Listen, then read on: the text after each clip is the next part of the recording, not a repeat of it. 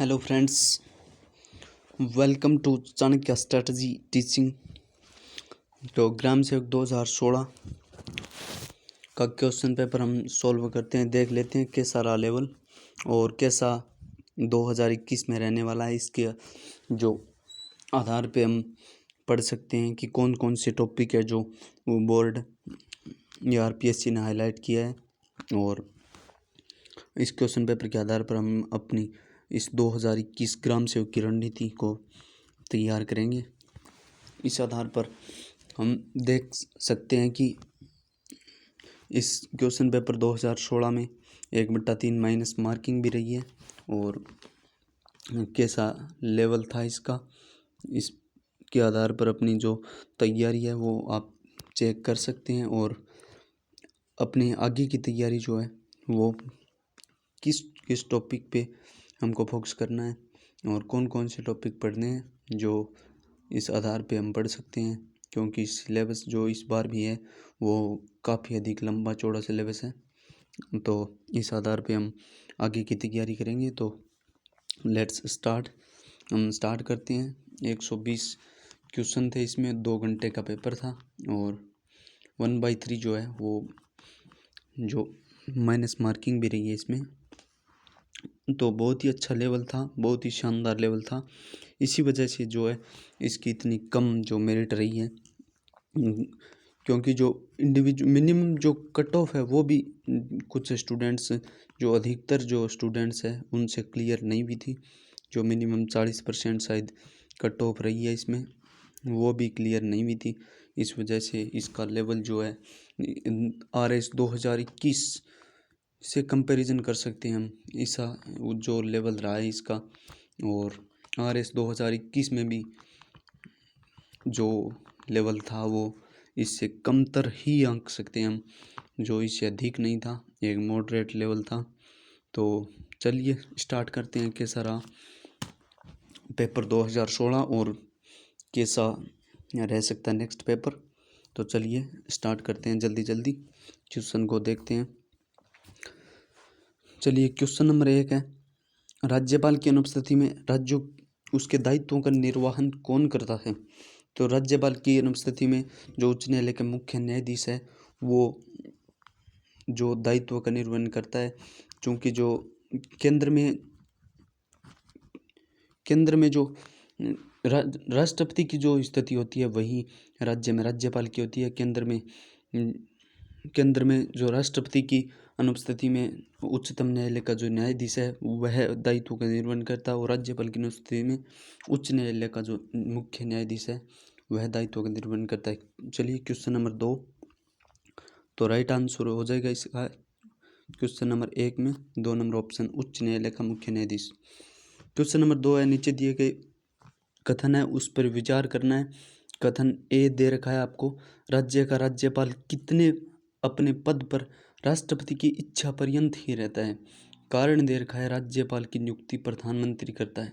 आपको बताना है कि कौन सा सही है, क्योंकि इसमें कोई संशय नहीं होना चाहिए कि राज्यपाल अपने पद पर राष्ट्रपति की इच्छा पर्यंत ही रहता है। कथन ए है और इसका कारण जो है राज्यपाल की नियुक्ति प्रधानमंत्री करता है नहीं, क्योंकि राज्यपाल की नियुक्ति जो है वो राष्ट्रपति करता है।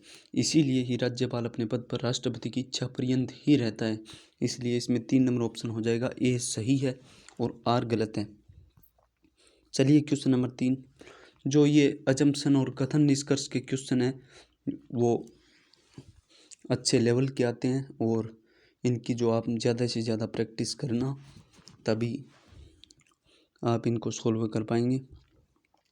सही सुमेलित करना है। क्वेश्चन नंबर 3 में आपको राज्य के राज्यपाल से संबंधित जो अनुच्छेद दे रखे हैं, आर्टिकल दे रखे हैं, उसमें अनुच्छेद 154 दे रखा है, कार्यपालिक शक्तियाँ होती है, बिल्कुल राइट है। 155 में राज्यपाल की नियुक्ति होती है। 156 दे रखा है राज्यपाल की नियुक्ति की योग्यताएं, इसमें 156 में योग्यताएं नहीं होती बल्कि राज्यपाल का कार्यकाल होता है 156 में, तो यह गलत है। और 163 में राज्य की मंत्रिपरिषद होती है, तो इसलिए ऑप्शन नंबर 3 हो जाएगा इसका, यह सुमेलित नहीं है। ऑप्शन नंबर 3 में जो राज्यपाल की राज्यपाल का कार्यकाल है, नियुक्ति न होकर कार्यकाल है। तो यह अच्छे से पढ़ लेना। क्वेश्चन नंबर 4 पे चलिए। राज्य के उच्च न्यायालय के बारे में निम्नलिखित विचार देना है आपको, सही उत्तर देना है कि कौन सा सही है। तो बिंदु 1 में देखिए, संविधान के अनुच्छेद 213 में प्रावधान है कि प्रत्येक राज्य में एक उच्च न्यायालय होगा। नहीं, ये बिल्कुल रॉन्ग है। जो उच्च न्यायालय उसका प्रावधान आर्टिकल 214 214 में दे रखा है, जबकि ऑप्शन जो बी है, सी है, डी है, 2, 3 और 4 राज्य उच्च न्यायालय के न्यायाधीशों की नियुक्ति राष्ट्रपति करता है, बिल्कुल सही है। 226 उच्च न्यायालय कुल 5 रीट जारी करता है, ये भी सही है। और भारतीय संविधान के प्रावधान के अनुसार 2 या 2 से अधिक राज्यों के एक ही उच्च न्यायालय का गठन किया जा सकता है, ये भी सही है। 2 या 2 से अधिक राज्यों के लिए एक ही उच्च न्यायालय जो है उसका गठन किया जा सकता है। तो 2, 3 और 4 बिल्कुल सही है। तो सी ऑप्शन सही है। 1 नंबर ऑप्शन गलत है। आर्टिकल 214 में उच्च न्यायालय का गठन किया गया है। क्वेश्चन नंबर 5 देखते हैं। राज्य मंत्रिपरिषद की जवाबदेही होती है। राज्य मंत्रिपरिषद की जवाबदेही किसके प्रति होती है? राज्य विधानसभा के प्रति। जिस प्रकार केंद्र में जो केंद्रीय मंत्रिपरिषद का दायित्व जो भारतीय संसद के प्रति होता है, उसी प्रकार जो राज्य मंत्रिपरिषद की जवाबदेही है वह राज्य विधानसभा के प्रति होती है। चलिए आगे देखते हैं। क्वेश्चन नंबर 6, अधोलिखित राज्य सचिव में स्थित पदों को नीचे दिए गए कूट की सहायता से सोपानीय क्रम उच्चतर से निम्नतर में आपको क्रम बताना है कि सचिव का क्रम दे रखा है पदों का, उनका क्रम बताना है कि ऊपर से नीचे तक की। तो सबसे पहले आ जाएगा इसमें सचिव, फिर विशिष्ट सचिव 3 नंबर, फिर उप सचिव और फिर सहायक सचिव, ये क्रम हो जाएगा। चलिए क्वेश्चन नंबर 7, अधोलिखित में से कौन सा जिलाधीश, जिला कलेक्टर जो उसका कार्य कौन सा नहीं है बताना। राजस्व का एकत्रीकरण, जो राज्य में जो जिले में राजस्व का एकत्रीकरण करता है वह कार्य है। कानून व्यवस्था का रख रखाव करता है, भू दस्तावेजों का रख रखाव करता है। आयकर का एकत्रीकरण नहीं करता जिलाधीश, क्योंकि आयकर जो है वो केंद्र सूची में शामिल है। इसके लिए जो संस्थाएं बनी हुई है वो CBDT और CBIC, वो इनके करों का संग्रहण करती है। जो टैक्सेज हैं वो सभी CBDT और CBIC संग्रहण करती है। चलिए क्वेश्चन नंबर 8, बलवंत राय मेहता समिति थी पंचायती राज संस्थाओं पर आधारित है। बलवंत राय मेहता समिति पंचायती राज संस्थाओं को त्रिस्तरीय दर्जा दिया गया है इसमें, इसलिए इस पर आधारित थी। तो ऑप्शन बी सही हो जाएगा इसका। चलिए क्वेश्चन नंबर 9 पे चलते हैं। निम्नलिखित संविधान अनुच्छेदों में से कौन सा अनुच्छेद पंचायत के बारे में 73वें संविधान संशोधन द्वारा जोड़ा गया? तो 73वें संविधान संशोधन 1992 द्वारा पंचायती राज संस्थाओं को जो है वो संवैधानिक दर्जा दिया गया। और आर्टिकल जो 243 से 243 ओ तक, 243 से 43 ओ तक जो है वो अनुच्छेद पंचायतों के बारे में है। तो ऑप्शन नंबर सी सही हो जाएगा इसका। 3 नंबर ऑप्शन पंचायती राज व्यवस्था है। कंफ्यूज करने वाला है थोड़ा, इसमें ऑप्शन जो है वो कंफ्यूज करेंगे आपको। स्थानीय सरकार की, स्थानीय प्रशासन की, स्थानीय स्वशासन की और ग्रामीण स्थानीय स्वशासन की। चूँकि जो स्थानीय स्वशासन इसकी सही है, लेकिन पंचायती राज व्यवस्था है उसमें सही इसने 4 नंबर ऑप्शन माना है, ग्रामीण स्थानीय स्वशासन की व्यवस्था है। चलिए क्वेश्चन नंबर 11 देखते हैं। राज्य विधानसभा के बारे में अधोलिखित पर विचार कीजिए। कार्यकाल 5 वर्ष, ऑब्वियसली कार्यकाल जो है राज्य विधानसभा का 5 वर्ष होता है। अध्यक्षता मुख्यमंत्री करता है। नहीं, राज्य विधानसभा में जो भी सदस्य चुन कर आते हैं उनमें अप्रत्यक्ष रूप से वो जो भी चुने गए सांसद, जो भी विधायक है वो अध्यक्ष की नियुक्ति करते हैं और उसकी अध्यक्षता, राज्य विधानसभा की अध्यक्षता वो विधानसभा अध्यक्ष ही करता है। तो 2 नंबर ऑप्शन इसमें गलत है। इसका 3 नंबर है, इसका जनता द्वारा प्रत्यक्ष रूप से निर्वाचन होता है, सही है। राज्यपाल को इसके विघटन का अधिकार है, सही है। राष्ट्रपति जो है संसद के अधिवेशन को आहूत करता है और सत्रावसान करता है। उसी स्थिति में, राज्य की स्थिति में राज्यपाल को भी उसके विघटन का अधिकार है। तो ऑप्शन नंबर 3 सही हो जाएगा इसका। 2 नंबर ऑप्शन गलत है, इसकी अध्यक्षता जो है विधानसभा अध्यक्ष ही करते हैं। 12 नंबर क्वेश्चन पे चलिए।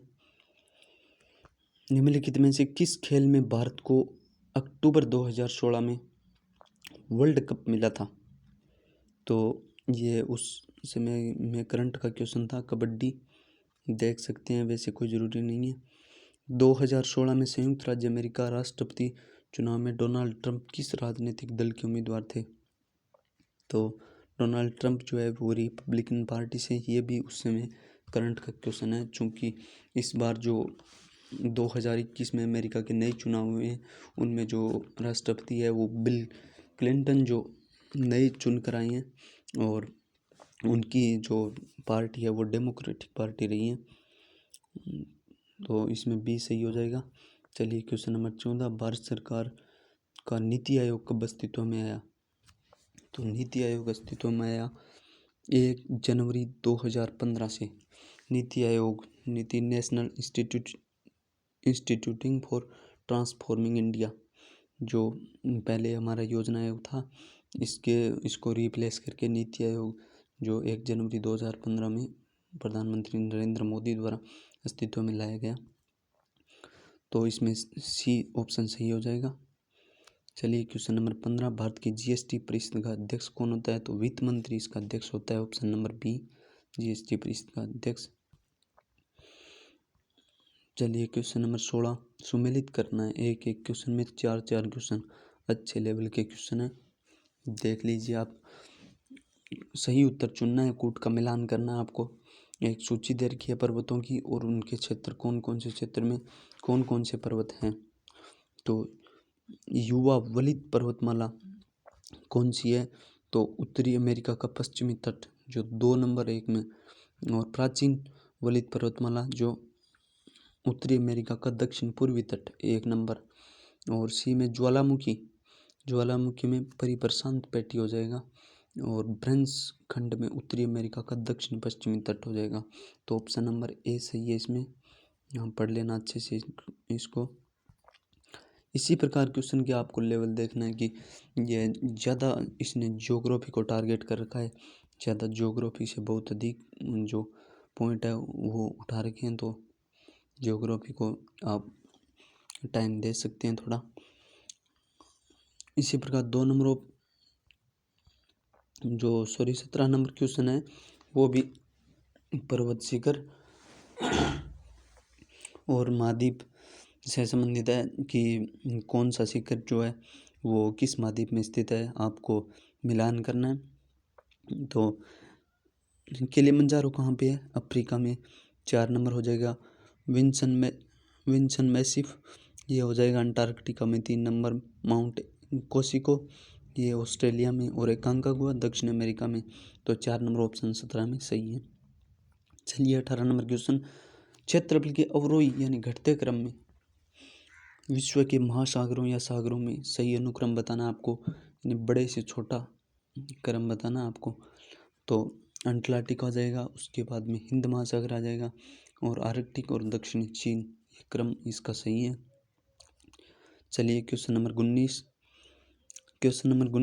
क्या कह रहा है कि सूची आपको दे रखी है, 2 सही मिलान करना आपको। यह भी एक ज्योग्राफी का क्वेश्चन है, अच्छा लेवल का क्वेश्चन है। देखिए आपको स्थान दे रखे हैं और सूची दे रखी है, उसका मिलान करना है। विश्व का ए में आर्द्रतम स्थान कौन सा है? तो सभी को पता है ये मासिनराम मेघालय हमारे भारत में। और विश्व का शुष्कतम स्थान कौन सा है? तो ये इकीक हो जाएगा। और विश्व का ध्रुव उत्तरी शहर कौन सा है? तो ये हो जाएगा नी एलसुंड। और दक्षिणी शहर कौन सा? युसुआ हो जाएगा। तो ऑप्शन नंबर सी, यानी 3 नंबर ऑप्शन 19 में। चलिए क्वेश्चन नंबर 20 की ओर। क्वेश्चन नंबर 20 क्या कह रहा है? यह भी मिलान करने वाला, क्योंकि इसमें आपको एक एक प्रश्न के लिए 4 आंसर ढूंढने पड़ेंगे। अगर ऑप्शन कंफ्यूज करने वाले हैं तो, अगर ऑप्शन मान लो कि एक में बी है तो बी पहला आ गया और वही आपको याद है, तो वही आपको एक मिलान करते ही सारा क्वेश्चन सही हो जाएगा।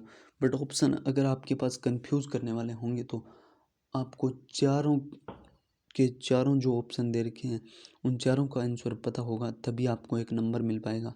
इसलिए बहुत ही सावधानी, बहुत ही ध्यानपूर्वक ये क्वेश्चन आपको करने हैं। तो आर्द्रभूमि पारिस्थितिकी जो स्थल दे रखे हैं आपको, उसका राज्य से मिलान करना है। भोज जो है वो एमपी में है, और चंद्रताल है वो हिमाचल प्रदेश में, और सल्लर है वो जम्मू कश्मीर में, और रुद्र सागर त्रिपुरा में है। तो ऑप्शन नंबर बी हो जाएगा 20 का। Option number question number 21, question number 21 ये भारतीय कृषि में पारिस्थितिकी प्रिय पोषणीय विकास हेतु निम्नलिखित में से कौन सी रणनीति श्रेष्ठतम होगी।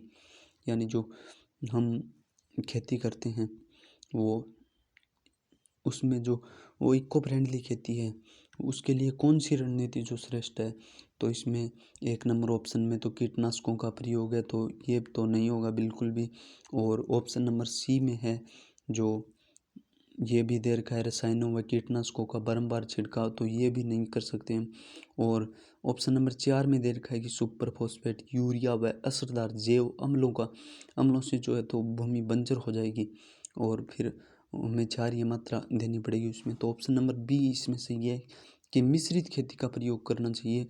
कार्बनिक खाद जो है और नाइट्रोजन स्थितिकरण जो पौधे हैं नाइट्रोजन को रोक के रखते हैं भूमि में, और कीट प्रतिरोधी शस्य किस्मों का प्रयोग करना चाहिए। ये ऑप्शन बी इसमें अधिक सटीक है। जो ऑप्शन नंबर क्वेश्चन नंबर 21 है उसमें बी ऑप्शन है, अच्छे लेवल का क्वेश्चन है, और अच्छी ज्योग्राफी आ रखी है इसमें। सभी जो राज्य से लेकर पूरे देश, विश्व, महासागर सभी को इसने शामिल किया है।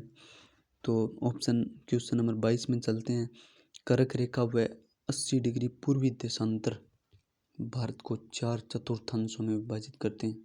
किस चतुर्थांश में कपास का उत्पादन सर्वाधिक क्षेत्र स्थित है। अच्छा क्वेश्चन है। 80 डिग्री पूर्वी देशांतर जो है वो 4 चतुर्थांशों में हमको बताना है कि किस चतुर्थांश में कपास का जो उत्पादन है वह सर्वाधिक है। उत्तर पूर्व है या दक्षिण पश्चिम, उत्तर पश्चिम और दक्षिण पूर्व है। तो दक्षिण पश्चिम में सर्वाधिक चतुर्थांश है जो उसमें कपास का उत्पादन सर्वाधिक होता है दक्षिण पश्चिम में। तो ऑप्शन नंबर बी हो जाएगा। और क्वेश्चन नंबर 23 है। सूती वस्त्र उद्योग मुंबई से अहमदाबाद की ओर स्थानांतरण की प्रवृत्ति का मूल कारण क्या है। चूँकि मुंबई महंगा शहर है, मुंबई, और अहमदाबाद जो है अहमदाबाद में भूमि मुंबई की अपेक्षा सस्ती है।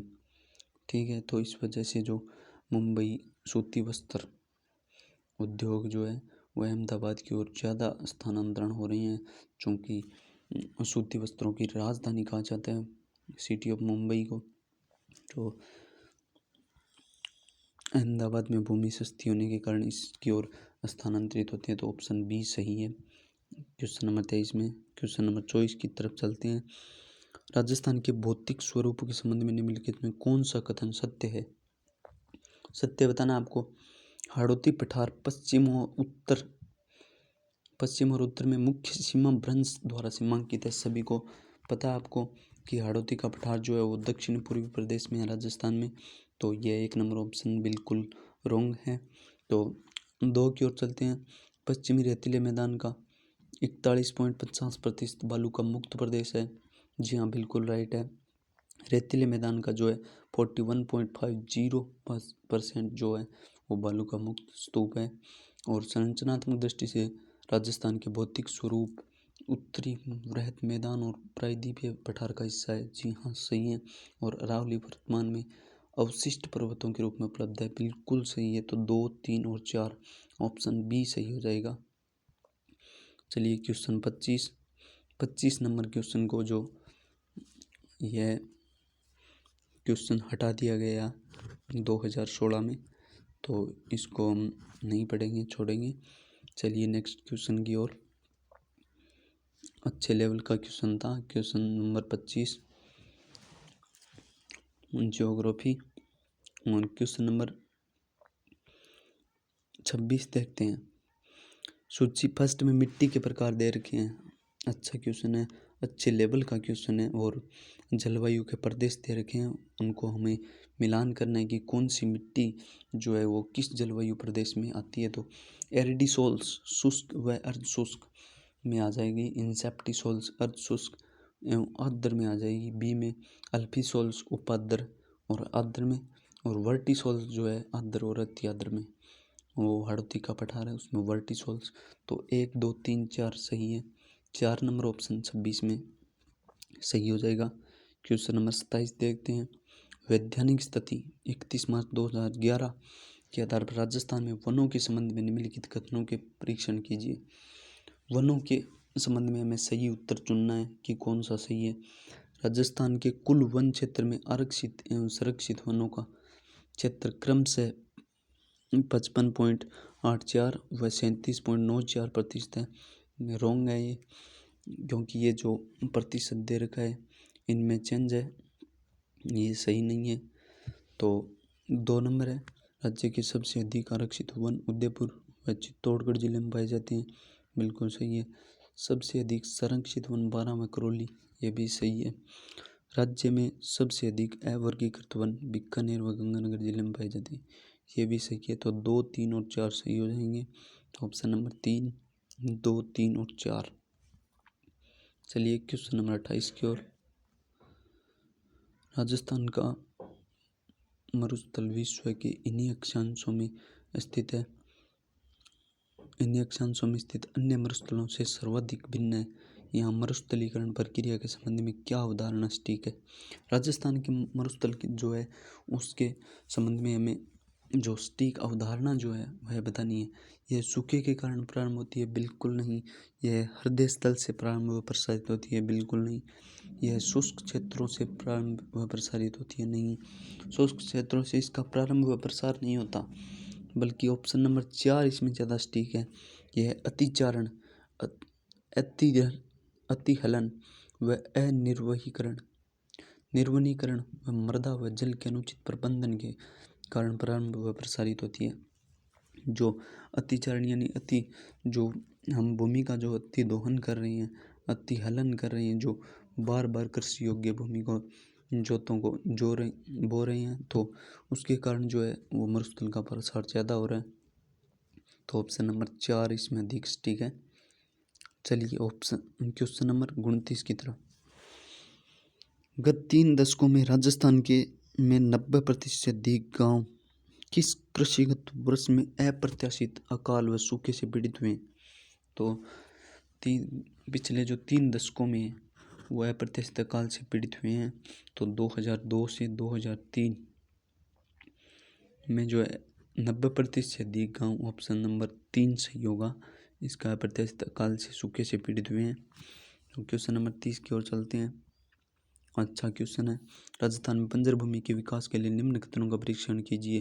बंजर भूमि के बारे में बताना आपको। राज्य में 2013-14 ये उस समय करंट का मान सकते हैं आप क्वेश्चन। अभी तो आंकड़ों में काफ़ी परिवर्तन आया है, तो इस क्वेश्चन को देख भी सकते हैं आप, स्किप भी कर सकते हैं।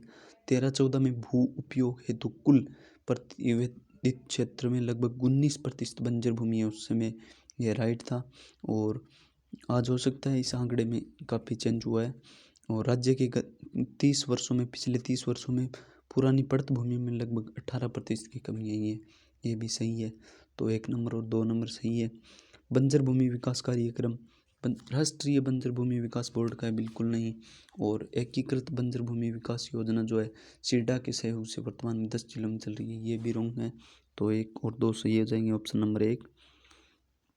क्वेश्चन नंबर 31 की तरफ चलते हैं। राजस्थान में अंध व धूसर क्षेत्रों में बढ़ती हुई संख्या के मद्देनजर भारत को केंद्रीय भूजल प्राधिकरण ने राज्य के किन प्रशासनिक खंडों में भूमिगत जल दोहन पर पूर्ण रोक लगा दी है। तो कौन से ऐसे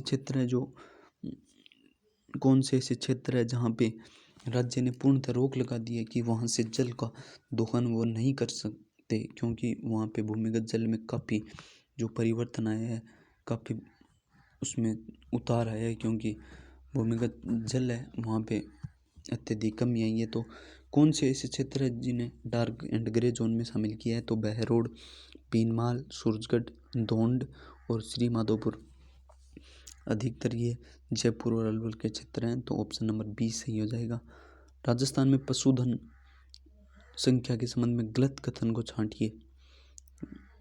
क्वेश्चन नंबर 32, पशुधन के संबंध में गलत कथन को छांटना है, कौन सा रॉन्ग है? तो ये 2012 की जो जनगणना है उसके आधार पर है, और चूँकि इस बार जो जनगणना है वह पशु की वह नहीं अपडेट हो गई है, तो ये आंकड़े इसमें ऑप्शन नंबर 1 जो है वो गलत कथन है और तीनों सही है। तो आपको अभी नए आंकड़े जो पशु के हैं वो भी पशु जनगणना के वो पढ़ने हैं, तो इस क्वेश्चन को आप स्किप कर सकते हैं। क्वेश्चन नंबर 33 क्या है? 33 में चलते हैं। 33 में जो फसलों के संबंध में दे रखे हैं, राजस्थान में प्रथम योजना काल से 2012-13 तक कौन से परिवर्तन जो आए हैं? तो 2012-13 से कौन से परिवर्तन आए हैं? तो फसल जो ये भी अपडेट होती रहती है, अलग अलग वर्ष में जो खाद्यान्न का कितना उत्पादन हुआ है और कितने जो दालों का उत्पादन होता है, कितना तिलहन का उत्पादन होता है, प्रति हेक्टेयर कितने जोत हैं, वो हमें सभी याद रखने पड़ते हैं। तो ये भी क्वेश्चन आप स्किप कर सकते हैं क्योंकि उस समय करंट का क्वेश्चन था, और ऑप्शन नंबर 1 इसमें सही है। चलिए क्वेश्चन नंबर 34 की तरफ चलते हैं। 34 में जो है फिर वही सुमेलित करने वाला प्रश्न है। एक में आपको 4 का आंसर जो पता होना चाहिए, अगर आपको पता नहीं है तो आपका क्वेश्चन जो रॉन्ग होने का चांसेस है वह बढ़ जाते हैं। इसलिए हो सकता है ऑप्शन अगर आपको कंफ्यूज करने वाले न हो तो सही भी हो सकता है। कुछ इस बार जो पटवार 2021 में जो ऐसे क्वेश्चन आए थे उसमें ऑप्शन मिलान करने वाले में ज़्यादा कंफ्यूज नहीं करने वाले थे, इसलिए जो उसमें काफ़ी सही होने के चांसेस ज़्यादा रहे हैं। तो आई होप ऐसे ही ऑप्शन है जिसमें ज़्यादा कंफ्यूज न हो। तो देखते हैं जयनारायण व्यास जो कौन कौन से जिले लाभान्वित है? तो जयनारायण व्यास जोधपुर और जैसलमेर सी 3 नंबर, और चौधरी कुमाराम जो है वो हनुमानगढ़ और चूरू लाभान्वित है। पन्नालाल बरूपाल वो बीकानेर नागौर में है, और करणी सिंह जोधपुर और बीकानेर में। तो ऑप्शन नंबर सी हो जाएगा इसका 3 नंबर ऑप्शन 34 में। चलिए 35 नंबर क्वेश्चन की ओर देखते हैं। नीचे दिए गए फिर सुमेलित करने वाले क्वेश्चन आपको सही बताने हैं। खनिज है और उनका खनन क्षेत्र दे रखा है, कौन सा खनिज कहाँ से निकलता है? तो ये खनिज ए में दे रखा है पन्ना एमराल्ड, वह कहाँ से निकलता है? टिक्की गढ़बोर राजसमंद से। तांबड़ा गार्नेट जो है वो राजमहल और बागेश्वर भीलवाड़ा से निकलता है। मैग्नीज लीलवाना काला कुआं बांसवाड़ा से निकलता है, और तांबा जो है वो कोल्लन भगोनी राजसमंद से निकलता है। तो अच्छी तरह से आप खनिज को पढ़ लीजिए, और ऐसे ही क्वेश्चन आने वाले हैं। चूँकि इस बार हम कह सकते हैं कि पटवार और रीट आरएस इनका लेवल भी मॉडरेट रहा है, तो इनके जो एग्ज़ाम को देखते हुए हो सकता है कि इस प्रकार के क्वेश्चन लेवल के क्वेश्चन नहीं आए, बट हमें तैयारी अच्छी करनी है पूरी तैयारी के साथ, क्योंकि जो भी इस पटवार परीक्षा में पटवार एग्ज़ाम में जो भी असफल हुए या जिनके क्वेश्चन कम हो रहे हैं तो उनको निराश नहीं होना है। एक घायल शेर अच्छा प्रहार करता है, दूसरा प्रहार घायल शेर का पहले से बहुत अच्छा होता है। तो इसलिए पूरी तैयारी के साथ अपनी पूरी जो रणनीति के साथ एग्ज़ाम हॉल में प्रवेश करें। चूँकि टाइम मैनेजमेंट भी इसको आपको ध्यान में रखना है। काफ़ी बच्चे जो रीट और पटवार में है वो टाइम मैनेजमेंट सही ढंग से नहीं कर पाए, इसलिए इस प्रकार के क्वेश्चन 120 क्वेश्चन और टाइम 2 हॉर्स का टाइम मिला है इसमें, तो आपको ध्यान रखना है। एक क्वेश्चन में 1 मिनट अधिकतम, और कुछ जो है वो ओएमआर शीट भरने का समय भी इसमें शामिल है, तो आपको टाइम का काफ़ी ध्यान रखना है। चलिए क्वेश्चन नंबर 36 की तरफ चलते हैं। सार्वजनिक क्षेत्र के विभिन्न वित्तीय संगठनों रिको, आरएफसी, राजसिको आदि द्वारा आकलित औद्योगिक संभावनाओं के आधार पर ए श्रेणी के राजस्थान के कौन से जिले हैं? ए श्रेणी के आधार पर रिको, राजसिको, आरएफसी, इन्हें ए श्रेणी में कौन से जिले शामिल कर रखे हैं? तो ए श्रेणी में जोधपुर, पाली, अजमेर और अलवर, ये जो है ए श्रेणी में शामिल किए हैं। तो ऑप्शन नंबर ए हो जाएगा। चलिए क्वेश्चन नंबर 37, राजस्थान में जनसंख्या प्रवृत्तियों के संबंध में निम्नलिखित में से कौन सा कथन सत्य है? जनसंख्या 2011 की जनगणना के आधार पर हमें बताना है कि कौन सा कथन सत्य है। राज्य की जनसंख्या की वृद्धि दर 1991 से 2011 से 9.97% घटी है। गलत है, ये इस दशक में इतनी नहीं घटी। और राज्य में जनसंख्या का घनत्व जो है 1901 से 2011 के दौरान 6 गुना अधिक बढ़ा है। ये सही है बिल्कुल। और ऑप्शन नंबर 3 जो है वो लिंगानुपात की प्रवृत्ति एक समान रही है। नहीं जी, ये एक समान नहीं है, इसमें भी चेंज आया है। राज्य की साक्षरता दर 1951 से 2011 के दौरान 8 गुना अधिक बढ़ी है। ये भी सही है। तो 2 और 4 सही है, ऑप्शन नंबर 1 सही हो जाएगा इसमें। चलिए क्वेश्चन नंबर 38 की तरफ। 38 नंबर क्वेश्चन, ये भी जो ग्राम सेवक 2016 है उसमें डिलीट किया गया क्वेश्चन है, तो इसको स्किप करते हैं हम। चलिए 39 नंबर क्वेश्चन देखते हैं। सूची है, फिर वही सुमेलित करने वाला क्वेश्चन है। सही गलत आपको मिलान करना है। शहरिया जो जनजाति है उसका क्षेत्र देर का आवास कौन सा है? तो शहरिया ज़्यादा कहाँ पे रहते हैं? बारां और कोटा में। और ग्रासिया रहते हैं उदयपुर और सिरोही में।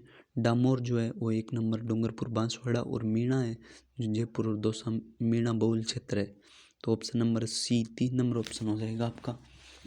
चलिए क्वेश्चन नंबर 40 की तरफ। निम्नलिखित में से कौन सा विकास कार्यक्रम राजस्थान में जनजातीय अर्थव्यवस्था के सुधार से प्रत्यक्षतः संबंधित नहीं है?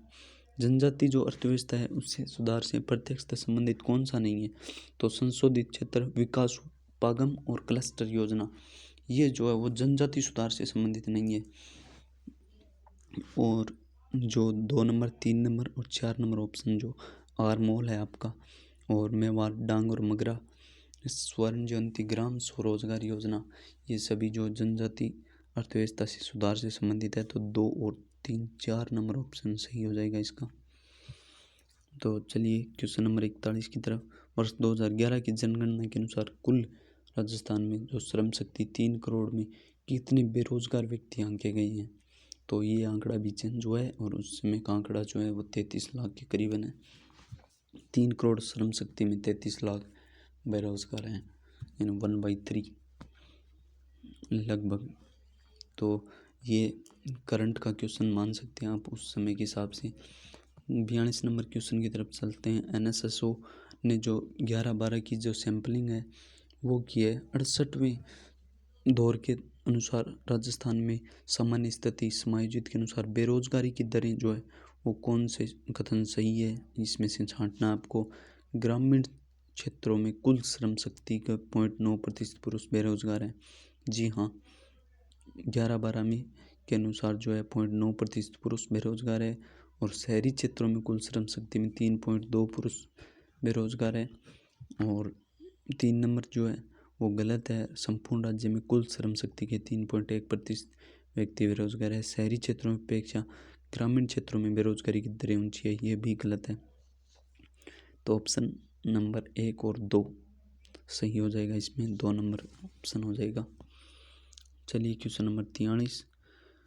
राजस्थान में स्वर्ण जयंती ग्राम स्वरोजगार योजना में 1 अप्रैल 1999 में निम्नलिखित में से कौन से विकास कार्यक्रम शामिल किए गए? जो SGSY है, स्वर्ण जयंती ग्राम स्वरोजगार योजना, उसमें कौन से विकास कार्यक्रम जो है शामिल किए गए हैं? तो IRDP और जो ट्राइसेम है वो भी शामिल किया गया है इसमें। और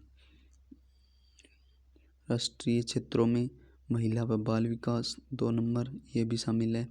और इसी औद्योगिक औजार सप्लाई ये भी शामिल है। और गंगा कल्याण योजना, मिलियन कुआं स्कीम, ये सभी जो स्वर्ण जयंती ग्राम स्वरोजगार योजना में शामिल है। और ज्वार रोजगार योजना ये इसमें शामिल नहीं है। तो ऑप्शन 1, 2 और 3 सही हो जाएंगे इसमें। चलिए क्वेश्चन नंबर 43 की तरफ। सी रंगराजन समिति जो कि गरीबी से संबंधित रंगराजन समिति बनी हुई है।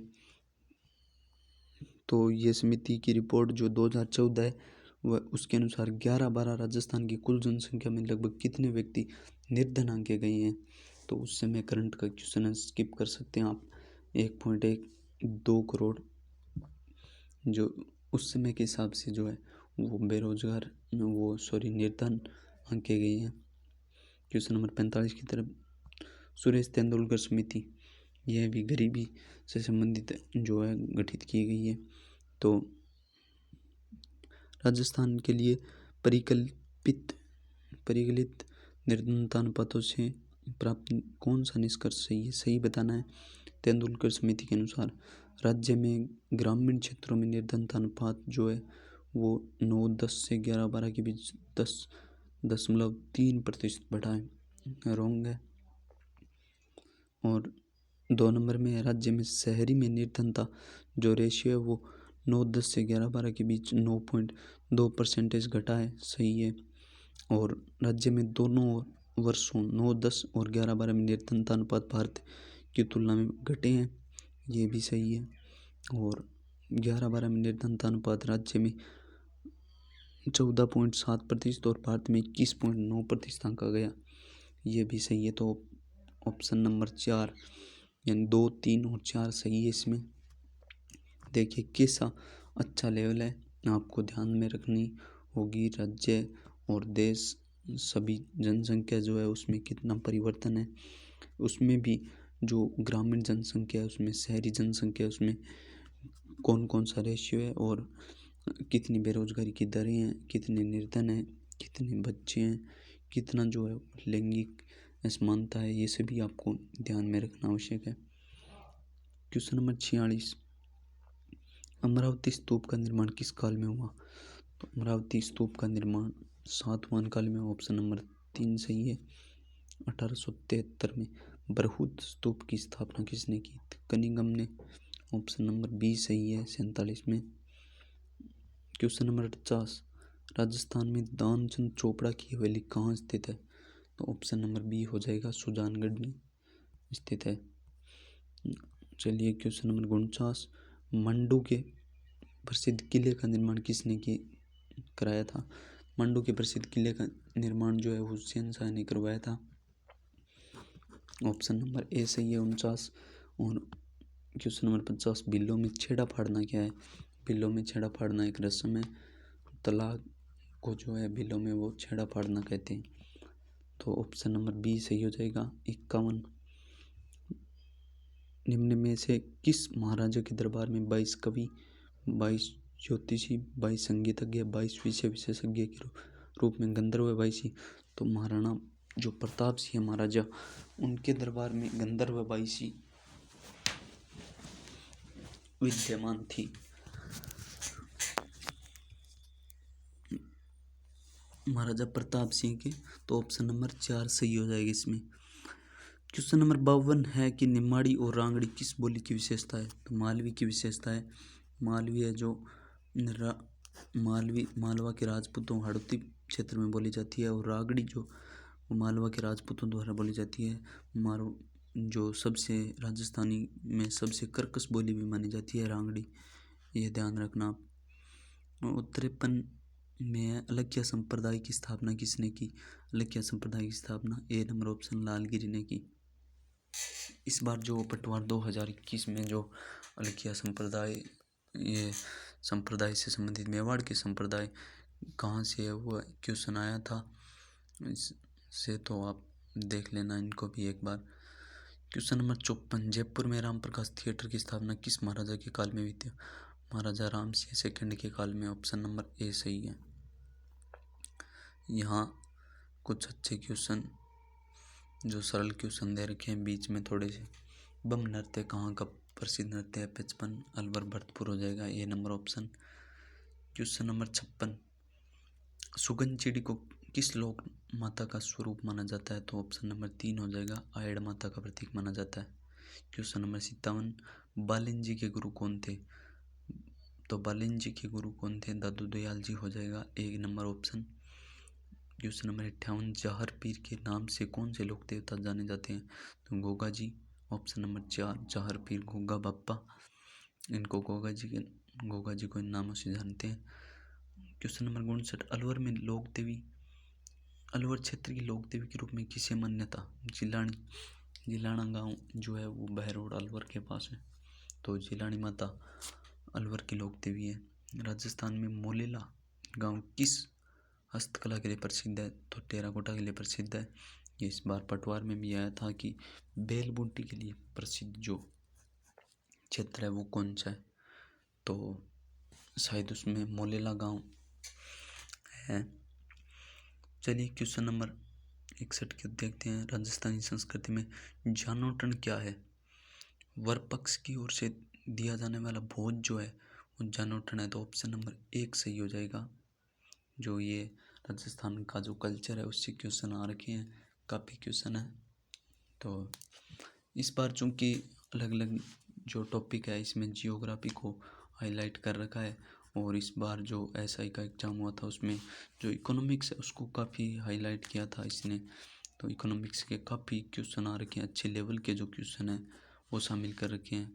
इस बार पटवार जो 23 को क्वेश्चन पेपर था उसमें 23 को पहले दिन जो क्वेश्चन था उसमें करंट के काफ़ी क्वेश्चन थे, जबकि दूसरे दिन इतने क्वेश्चन नहीं थे। और हिस्ट्री से जो मॉडर्न हिस्ट्री है या मेवाड़ प्राचीन हिस्ट्री है जो राजस्थान की, और वो उनसे जो बिल्कुल भी क्वेश्चन नहीं आ रहे हैं, 1-2 क्वेश्चन देखने को मिल रहा है, तो उसके हिसाब से आप तैयारी कीजिए कि कौन से टॉपिक से कहाँ से क्वेश्चन आ रहे हैं। क्वेश्चन नंबर 62, भील जनजाति जो है में कच्छाबू कौन पहनता है? तो भील जनजाति में कच्छाबू जो है महिलाओं के घुटने तक का घाघरा होता है, याद रखना, option number B. Question number 63, Rajasthan संस्कृति में ओलंदी क्या है? तो ओलंदी नववधु के साथ जाने वाली लड़की या स्त्री को ओलंदी कहते हैं, सी ऑप्शन हो जाएगा 63 में। क्वेश्चन नंबर 64, चंदू जी का गड्ढा व बोडीगामा स्थान किसके लिए विख्यात है? तीर कमान के निर्माण के लिए। चंदू जी का गड्ढा बोडीगामा बांसवाड़ा में तीर कमान के लिए फेमस है। क्वेश्चन नंबर 35, बल्ले आभूषण कहाँ पहना जाता है? बल्ले आभूषण हाथों में पहना जाता है, ऑप्शन नंबर 4 हो जाएगा। इसके बाद क्वेश्चन नंबर 66, ये रीजनिंग का क्वेश्चन है, तो रीजनिंग जो है ये आप सॉल्व कर सकते हैं, क्योंकि रीजनिंग और मैथ में टाइम ज़्यादा लगने वाला है, और इसलिए आप देख सकते हैं। आपको पीडीएफ जो है वो प्रोवाइड करा दी जाएगी। पीडीएफ के लिए जो डिस्क्रिप्शन में आपको लिंक मिल जाएगी उससे आप डाउनलोड कर सकते हैं। इसके साथ ही आप देख सकते हैं कि इसमें जो रीजनिंग मैथ है वो निकालने वाले के लिए ज़्यादा टफ नहीं है, मॉडरेट लेवल है और ज़्यादा सरल भी नहीं है। ये जो सिटिंग अरेंजमेंट है वह उसके आधार पर क्वेश्चन है, और कोडिंग डिकोडिंग आ रखी है। उसके बाद में ये भी सिटिंग अरेंजमेंट की तरफ क्रम का क्वेश्चन है, कौन बड़ा है कौन छोटा है, और कोडिंग डिकोडिंग फिर जो दिशा संबंधी क्वेश्चन 1-2 आ रखे हैं। उसके बाद में मैथ में परसेंटेज आ रखा है, और जो परसेंटेज आ रखा है, प्रॉफिट एंड लॉस आ रखा है। ज़्यादा टफ क्वेश्चन नहीं है, मॉडरेट लेवल की क्वेश्चन है। प्रॉफिट एंड लॉस सिंप्लीफिकेशन के 2-4 क्वेश्चन भी है इसमें, और जो टाइम एंड वर्क के क्वेश्चन है, और बोट एंड ट्रेन के क्वेश्चन है। फिर सिंपल इंटरेस्ट कंपाउंड इंटरेस्ट के 1-2 क्वेश्चन आ रखे हैं, 3 से 4 क्वेश्चन है। और क्वेश्चन नंबर 82 जो है वो एक रीजनिंग का क्वेश्चन है, ज्यामिति, बीजगणित, त्रिकोणमिति, गणित, अंकगणित किस प्रकार भिन्न है? तो गणित भिन्न हो जाएगा 2 नंबर ऑप्शन, क्योंकि अंकगणित, बीजगणित और त्रिकोणमिति इसके ही पार्ट्स है गणित के, तो गणित भिन्न हो जाएगा। और क्वेश्चन नंबर 83, बेमेल क्या है? तो बेमेल अबुल फजल टोडरमल बिरबल ये एक ही समय में थे, और फैज अहमद इनसे अलग हो जाएगा 4 नंबर ऑप्शन। और इसी प्रकार ये किस विषय में कितने अभ्यर्थियों की संख्या, ये रीजनिंग मैथ का क्वेश्चन, और ये भी सिंप्लीफिकेशन के क्वेश्चन है और रेशियो के क्वेश्चन है, टाइम एंड वर्क के क्वेश्चन जो है 1-2, फिर सिंप्लीफिकेशन के क्वेश्चन रेशियो के, और इसके बाद जो इंग्लिश है, ये भी जो ग्रामर है वो आप देख सकते हैं। इसमें पैसिव वॉइस आई है, एक्टिव पैसिव आई है, और करेक्ट टेंस है जो है उसका एक क्वेश्चन है, और आर्टिकल्स आए हैं, ये आप देख सकते हैं, ये आप सोल्व कर लेना। मैं आपको PDF जो है प्रोवाइड करवा दूंगा। और क्वेश्चन नंबर 97 जो क्वेश्चन है उसमें आपको बताना है, करेक्ट ट्रांसलेशन बताना है हिंदी वर्ड्स। मुद्रास्फीति को जो है वो इन्फ्लेक्शन कहते हैं, तो ऑप्शन नंबर बी सही हो जाएगा इसमें, अगर आपको एक वर्ड का भी जो ट्रांसलेशन जो आपको आता है तो।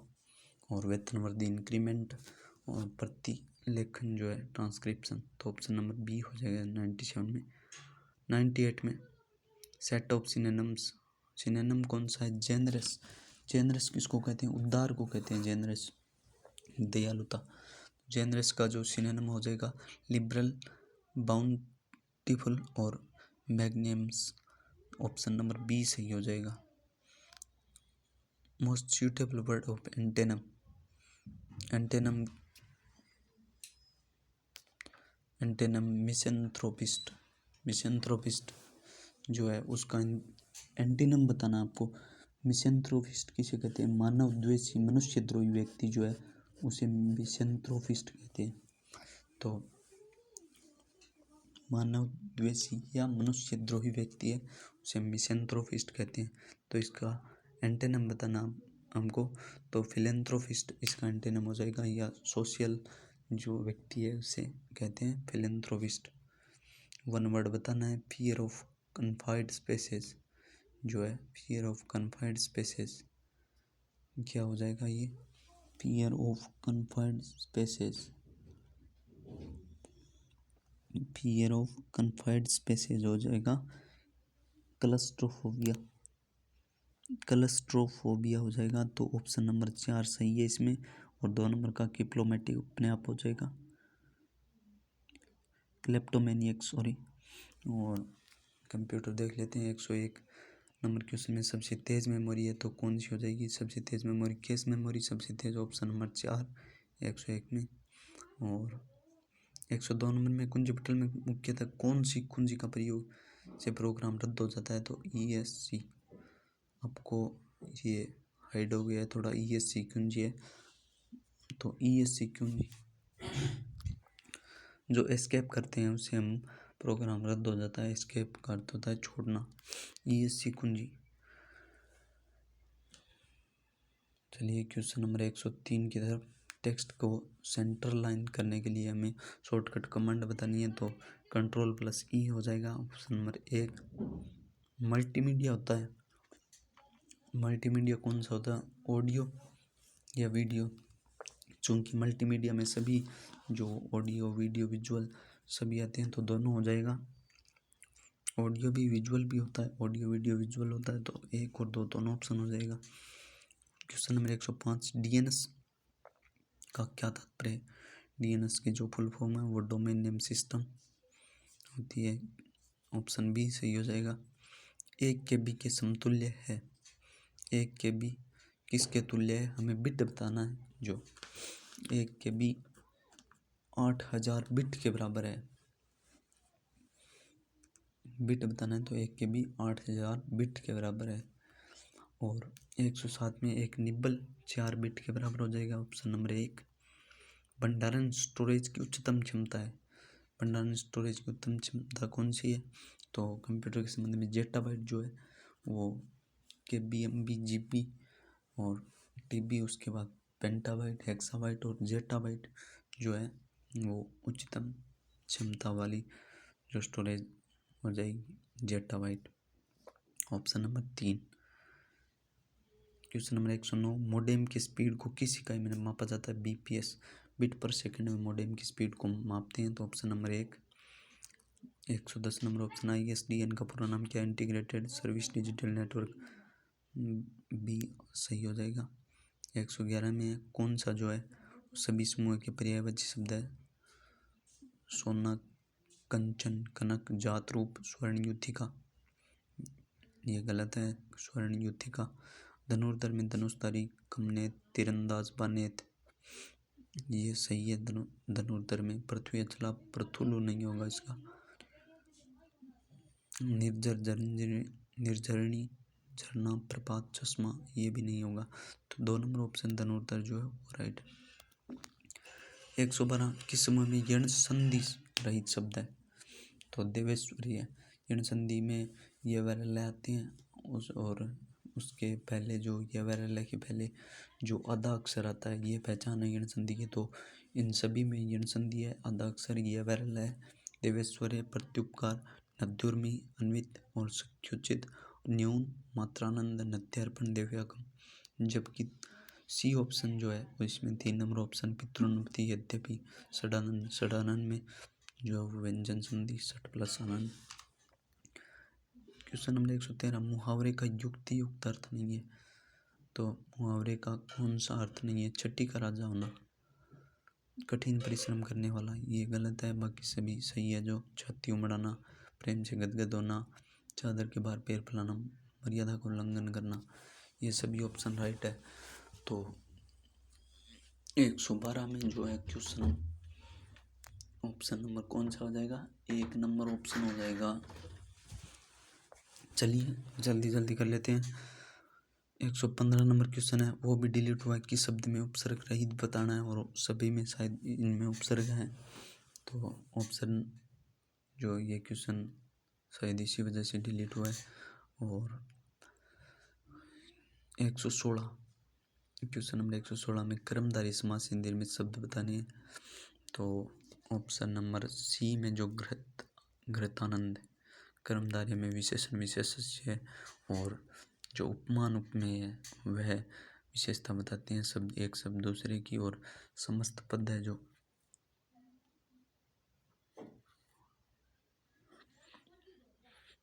कर्मधारय में विशेषण विशेष्य और उपमान उपमेय, एक शब्द दूसरे की विशेषता बताता है। तो कर्मधारय सी ऑप्शन जो घृतानंद, छायारूप, पर्णशाला, चंद्रमुख, इन सभी में जो कर्मधारय समास है। लोकोक्ति का युक्ति युक्त अर्थ बताना है, कौन सा सही है? रुपया तो सेक नहीं है जो तो जुलाहा, रुपया तो सेक नहीं तो जुलाहा, रुपये से रुपया पैदा होता है, बिल्कुल गलत है। घर ही के मर्द है डरपोक आदमी, बी ऑप्शन सही है इसमें, युक्ति युक्त अर्थ है। टूटा बाज न आवे हाथ, यह भी गलत है। और क्वेश्चन नंबर 118 देखिए। ओ भाई बहुत अच्छे लेवल का क्वेश्चन है। हिंदी में ऐसा क्वेश्चन पहली बार देखने को मिल रहा है। एक ऐसा क्वेश्चन जो अशुद्ध अर्थयुग्म बताने आपको, यानी एक में 3 अर्थयुग्म है और चारों ऑप्शनों में अगर आपको 12 अर्थयुग्म का सही पता है, बिल्कुल राइट, तभी आपको 1 नंबर मिलने वाला है। तो लेवल आप देख सकते हैं कैसा रहा है। तो ये क्वेश्चन भी डिलीट हुआ था 2016 में। क्वेश्चन नंबर 19, शुद्ध स्थानापन्न शब्द सही नहीं है, शुद्ध स्थानापन्न शब्द नहीं है, सॉरी। तो ये तो सही है। जो वाणी तो मन से ग्रहण नहीं किया वो अवंग, मनसा गोचर, निद्रा को जीत लेने वाला, गुड़ाकेश, और एक ही लेखक के ग्रंथों का प्रकाशन, आत्मकथा, ये गलत है। ऑप्शन नंबर 3, क्योंकि एक ही लेखक जो ये नहीं होता। आत्मकथा तो स्वयं जो लेखन करता है वह आत्मकथा होती है। 5 वृक्षों का समाहार पंचवटी, ये भी सही है, तो ऑप्शन नंबर सी हो जाएगा 119 में। आप प्रत्यय से निर्मित हिंदी करते कृदंत सभी शब्द युक्त समूह है, तो आ प्रत्यय से युक्त कौन सा है? ऑप्शन नंबर बी जो है वो फेरा, भूख, रगड़, मेल, इसमें जो सभी में आ प्रत्यय लगा हुआ है, तो ऑप्शन नंबर बी हो जाएगा। तो thanks for visiting Chanakya strategy teaching, और इस आधार पर आप देख सकते हैं कैसा लेवल रहा है और कैसा क्वेश्चन पेपर था। आप अच्छे से तैयारी कर सकते हैं। इसमें जो जियोग्राफी है उनको टारगेट किया है। मैथ में जो अर्थमेटिक है उनको अधिक है। सिंप्लीफिकेशन से भी 4-5 क्वेश्चन है, और अर्थमेटिक में हर एक टॉपिक में एक दो क्वेश्चन आ रही हैं, और रीजनिंग में दिशा और जो कोडिंग डिकोडिंग के क्वेश्चन है, और सिटिंग अरेंजमेंट या क्रम से जो क्वेश्चन है ऊपर नीचे के, वो भी क्वेश्चन ज़्यादा दे रखे हैं। और अच्छे लेवल की ज्योग्राफी और करंट जो है उसमें वो ज़्यादा दे रखा है, और कल्चर के बारे में भी क्वेश्चन आ रखे हैं। और इसी के साथ हमने देख लिया है ये पेपर कैसा रहा है। चूँकि इस बार जो है इतना लेवल जो है शायद ही आने वाला है, क्योंकि इस बार जो पटवार 2021 और रीट 2021 और RS 2021 देखें, रीट की अगर नए बात करें, पटवार RS 2021 देखें तो मॉडरेट जो लेवल का पेपर रहा है। तो इस आधार पर हम कह सकते हैं कि ग्राम सेवक भी एक, चूँकि इसमें सिलेबस बहुत अधिक लंबा चौड़ा सिलेबस है, इसमें कोई ऐसी चीज़ नहीं है जो छूटती हो। इसमें इंडिया, वर्ल्ड, राजस्थान, और उसमें करंट, ज्योग्राफी सभी जो है, Hindi, English, math, reasoning, computer science सभी जो है वो टॉपिक को शामिल, सभी सब्जेक्ट शामिल है। इसलिए ये मैं कहूँगा कि अधिक जो टफ है या ऐसा लेवल जो है वह शायद नहीं आएगा। एक मॉडरेट दर्जे का पेपर आएगा उसके हिसाब से, चूँकि हमको तैयारी है वो अच्छी रणनीति के साथ, एक अच्छी युक्ति के साथ एग्जाम हॉल में प्रवेश करना है। तो इस पेपर के आधार पर आपको एक खाइल शेर जो है वो दूसरा प्रहार है अपना, वो बहुत ही अच्छा भयंकर प्रहार करता है। तो जिस भी स्टूडेंट्स के, जिस भी मेरे फ्रेंड्स के जो कम नंबर हैं पटवार रीट में, तो उनको असफलताओं से जो निराश नहीं होना है, और इस बार पूरा का पूरा अपना जो 100% है वो ग्राम सेवक एग्जाम 2021 में झोंक देना है। तो टाइम मैनेजमेंट का ख्याल रखिए, और I hope you will get success. Thanks for visiting me. अगर आपको ये वीडियो अच्छा लगा हो तो प्लीज़ लाइक कीजिए, शेयर कीजिए, सब्सक्राइब कीजिए। Thank you.